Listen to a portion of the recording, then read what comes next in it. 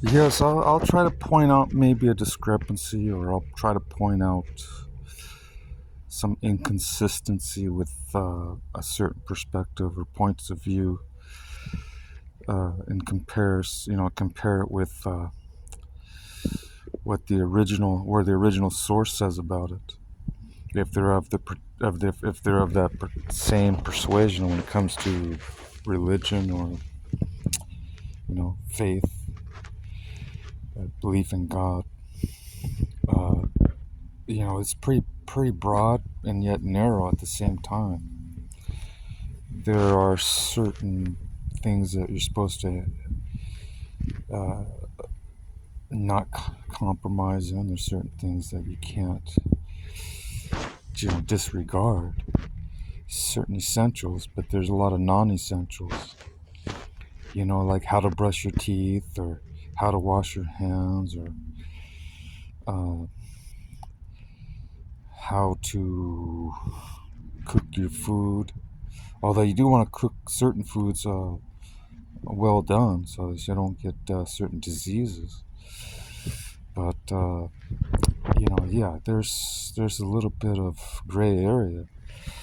But but there are some things that are blatantly inaccurate, and you would try to wonder, well, why do they believe that? It's because a lot of times I find out that they're not just using the original source to interpret itself, but they're using commentary, teachings from uh, other people that either self-appointed or even appointed by their own religious hierarchy.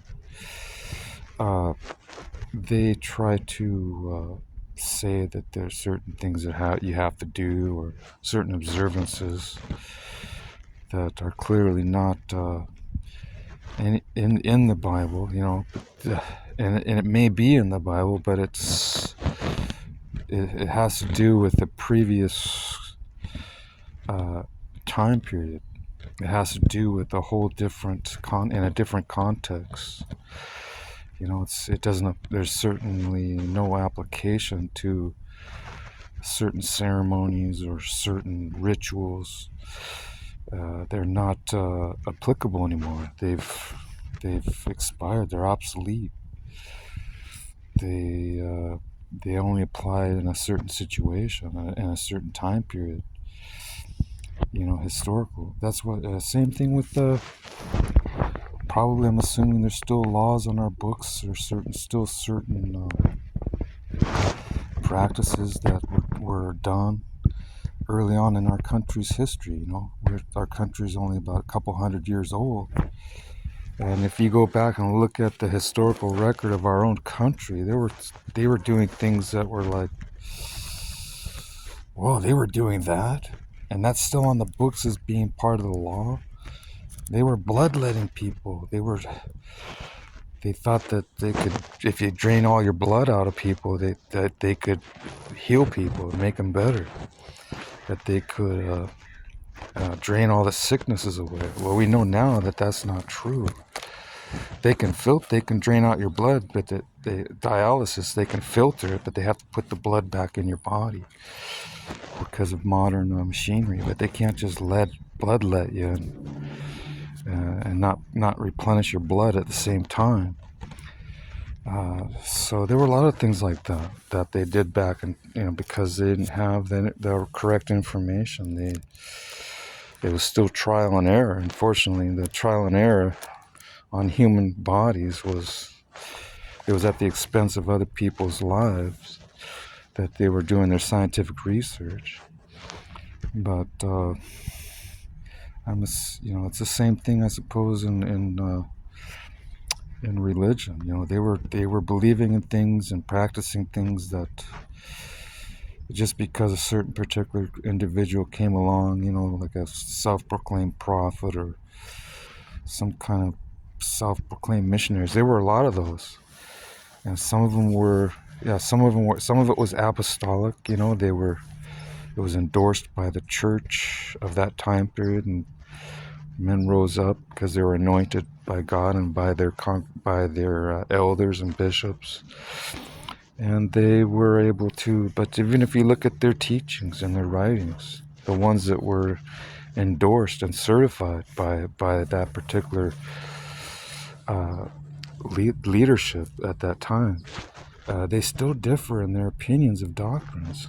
If you read church history, they'll give you a different angle on it, and sometimes it'll conflict with other church fathers that were anointed. Like you look at Arius, and some of these others that were, uh, uh, came up with these Arian doctrines, and they were branded as heretics, and yet they were endorsed as leaders of a church. They had a lot of followers, and some of these believers in Arianism actually persuaded the government at that time, whoever the monarch was, or the governor was, and they would go after these people who didn't believe the same way that this Arius guy believed. They would incriminate and put him in jail, or they would persecute him because these local lawgivers were persuaded that Arianism was the correct interpretation.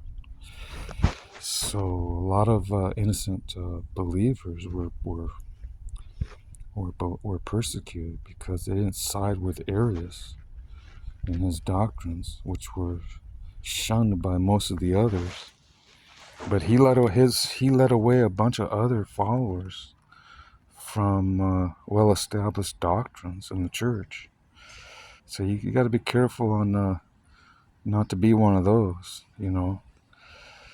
There's an admonition from I think it's one of the apostles who says that they heap up teachers for themselves, telling them what they want to hear, itching their ears, but it's the wrong information. But yet they attract followers because these people are ignorant, and they assume they're telling the truth and they're representing the truth, and according to the other mainstream religious establishments, they try to point out these people's errors, and yet the followers are so, because of their ignorance of finding out if there's other interpretations. What they do is they close themselves off. They close themselves off from other interpretations. So they become like cultic. It's like being a member of a cult. Oh no, you can only believe in one way. You can only follow this path. You can't bring anything else to the table that differs from these manuscripts. This is our interpretation. So you get these people like the Nazis. You get these people like the Aryans. You get these people like whoever else was known as a heretical cult leader sect, and they follow these people blindly without questioning. And if they question, they try to make them feel really bad and sorrowful, and it's terrible. It's of the occult.